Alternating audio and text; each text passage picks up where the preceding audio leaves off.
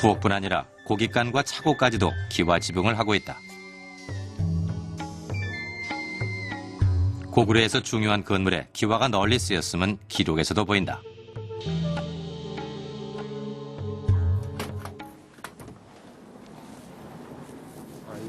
네. 고구려 기와는 고구려 유적이 드문 우리나라 중부지방에서도 다량으로 출토됐다.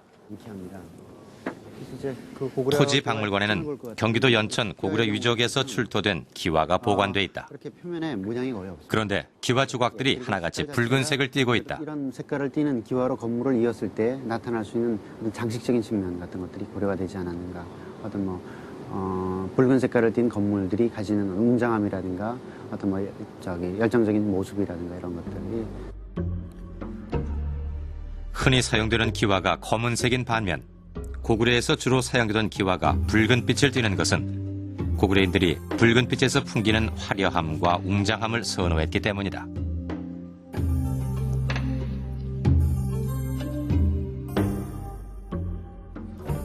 벽화에는 붉은 기와를 사용한 지붕이 어떤 모양이었는지도 나타난다.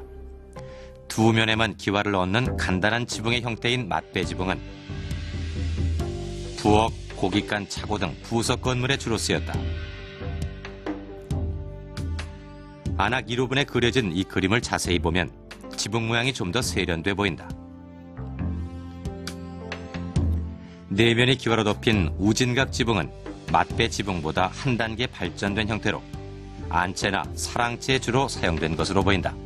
이제 일반적으로 이 별로 중요치 않은 그 부엌이라든가 창고 건물들은 아마 맞배 지붕, 그러니까 양쪽을 잘라버린 아주 삼각형의 그 지붕으로 많이 됐던 걸로 보여지고요. 중요한 그 내실이라든가 주인의 주택 같은 경우는 이제 우진각 지붕이라 그래서요. 이렇게 네 방향에서 모이는 이런 모임 지붕을 썼었고.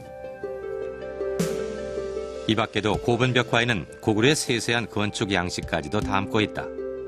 한마디로 고구려 건축을 고스란히 복원할 수 있는 설계도인 셈이다. 그렇기 때문에 1500년이 지난 지금 고분 벽화를 통해 당시 고구려 귀족들이 살던 주택을 들여다볼 수 있는 것이다.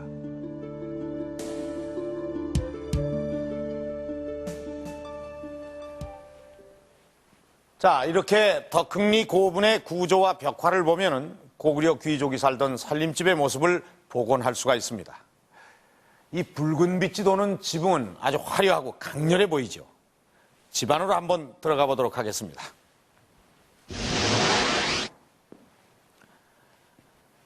자, 이렇게 문을 열고 들어서면은 조선시대 행랑채와 같이 이 시종들이 머무는 공간이 앞에 보입니다.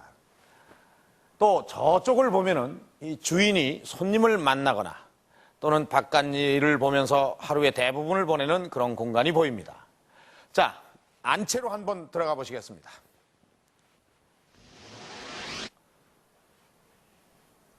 가운데 문을 지나서 안채로 들어와 보니까 이 정원의 연못이 보이는군요. 또 그 옆에는 마구간과 외양간, 그리고 부엌이 있고 또 창고도 만들어져 있습니다. 이 창고는 2층 구조로 되어 있습니다. 이렇게 고구려 저택에는 창고, 부엌, 마구간, 외양간 등이 각각의 독립된 건물로 되어 있습니다. 어떻습니까? 그 규모가 대단하죠? 그리고 아주 짜임새가 있어 보입니다.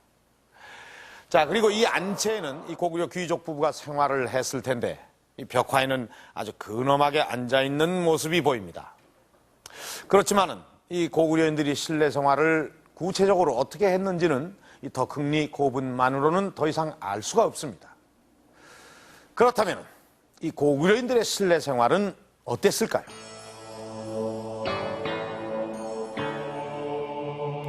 안악 3호분의 서쪽 곁방에는 남자 주인공이 그려져 있다. 덕흥리 고분의 주인공처럼 낮은 병풍을 뒤에 두르고 정교하게 만들어진 평상 위에 앉아 있다.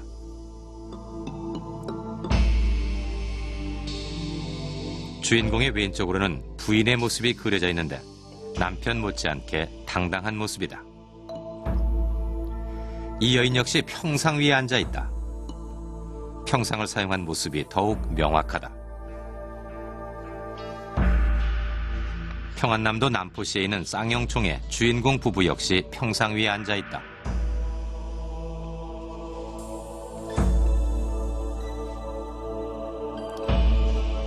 화면으로는 잘 나타나지 않지만 오래전에 찍은 사진을 통해 우리는 재미있는 사실을 발견해낼 수 있다.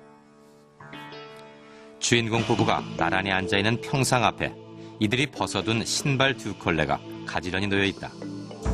이것은 이들의 실내 생활을 알 수 있는 중요한 단서다. 고구려 사람들은 조선시대 사람들과 달리 좌식 생활이 아니라 입식 생활을 더 선호했습니다. 실내에서도 신발을 신고 활동을 했었고요. 자상이나 평상에 앉았을 때도 신발을 바로 앞에 둬서 언제라도 나갈 수 있는 그런 태세를 갖추었습니다. 중국 지반시는 고구려 전개 수도였던 국내성이 있던 곳으로 이 일대에는 12,000여 개의 고구려 무덤이 밀집해 있다. 길림성 지반현 우산 남쪽 기슭에 자리 잡은 무용총. 무용총 널방에 그려진 이 벽화는 보존 상태가 좋지 않아 알아볼 수가 없다.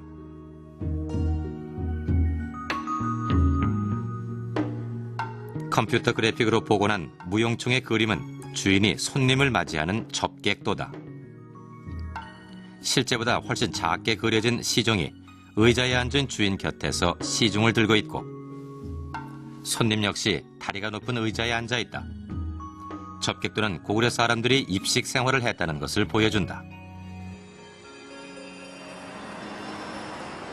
고구려인들이 실내에서 평상이나 의자를 주로 사용했던 것은 고구려 특유의 난방 시설도 한 원인이 된다.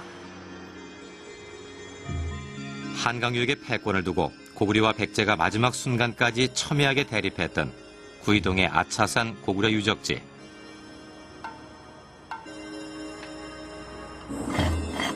고구려 유적에서 한반도의 전통 난방법인 온돌의 흔적이 발견됐다. 솥을 걸 수 있도록 만들어진 아궁이를 따라 불이 지나면서 온기를 전달할 수 있도록 돌로 만든 구들이 길게 이어진다. 연기가 빠져나가도록 온돌에 연결하는 굴뚝도 여러 개 출토됐다.